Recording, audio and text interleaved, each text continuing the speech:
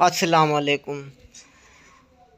एक किसान और सेठ की कहानी लेकर आया हूँ। सेठ किसान से कहता है, जी मैंने आपको कर्ज दिया था, कितने दिन हो गए हैं, आपने मुझे अपना कर्ज क्यों नहीं वापसी दिया? क्या वजह है आप मुझे अपना कर्ज वापसी नहीं दे रहे हो? कुछ वजह है, मेरे को बताओ क्यों अपना कर्ज मुझे वापस नहीं दे रहे हो, क्या वजह है? और वो विलेजमैन कहता है, सेठ मैं आपके ही पैसों के पीछे लगा पड़ा हूँ, मुझे कुछ वक्त दो, मुझे थोड़ा सा वक्त, कुछ दिन दो, मैं आपको पूरे पैसे लौटा के दूंगा, मुझे थोड़ा बस वक्त दो। क्या करूं, मैं भी मजबूर लगा पड़ा हूँ। आपको पता है कितनी महंगाई लगी पड़ी है, घर का खर्चा भी चलाना है, मुझे कुछ टाइम दो। सेठ कहता है, जी मैं आपको कुछ 3 दिन का टाइम दे रहा हूँ। अगर आपने मुझे 3 दिन में मेरे पैसे वापसी नहीं किए, जो आपकी ज़मीन मेरे पास गिरवी रखी हुई है, मैं वो ज़मीन आपको वापस नहीं लुटा के दूंगा। ये ज़मीन मैं अपने पास रख लूँगा। बस ये 3 दिन है आखिरी, जो भी कुछ आपको करना है इस 3 दिन में करके मेरा कर्ज वापस दो। वो विलेजमैन घर आता है, अपनी बीवी से कहता है, सेठ ने मुझे सिर्फ 3 दिन दिए कर्जा उतारने के लिए, अब क्या करे, कर्जा नहीं देंगे तो वो बनी अपने पास रख लेगा, मुझे कोई सलाह दो, क्या करूं मैं? टाइम भी थोड़ा, इतने वक्त में मैं क्या कर सकता हूँ? अब आप ही जैसे बोलो, आप तो मुझसे लड़ती थी, अभी बताओ क्या करूँ मैं? कुछ भी नहीं करो, आपको बस थोड़ी मेहनत करनी है, थोड़ी मेहनत करोगे सब कुछ हो जाएगा। आज से ही अपन दोनों काम पे निकल चलते हैं, तेरे को जो अच्छा काम लगे वो करो, मैं भी काम करूँगा। और वो उसका पति सब्जी का रेड़ा लेता है और उस पे गांव गांव जाकर सब्जी भेजने जाता है, क्योंकि उसको पैसे लौटाने थे।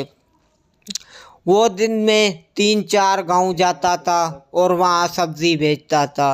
वो एक गांव से जाकर दूसरे गांव में बोलता है, सब्जी ले लो, सब्जी ले लो, सब्जी ले लो, सब्जी ले लो।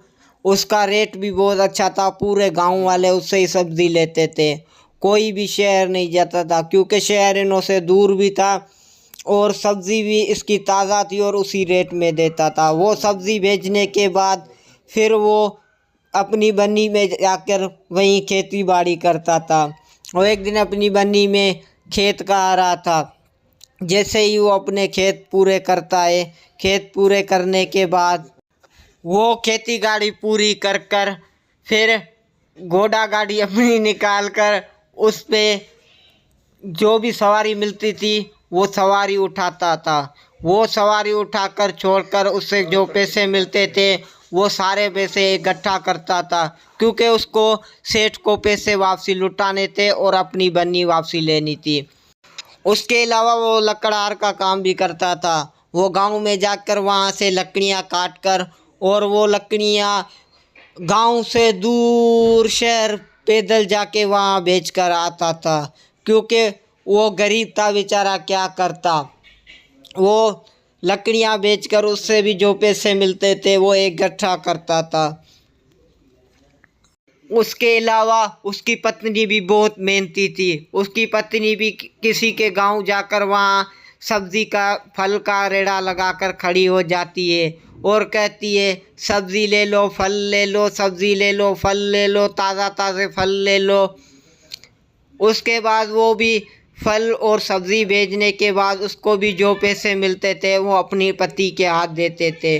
और उसका पति भी एक दिन एक दूर गांव में ठेला लगाकर खड़ा हो जाता। कुछ ही दिन बाद उन्होंने पैसे इकट्ठे करे, अपनी बीवी से कहता है, जी जी अपन ने सेठ के सारे पैसे इकट्ठे कर लिए, अब ये पैसे सेठ को देकर हम अपनी ज़मीन आज़ाद करवा सकते हैं। आप क्या बोलती हो, ये सेठ को पैसे देके ज़मीन में आज़ाद करवा कर लाऊं?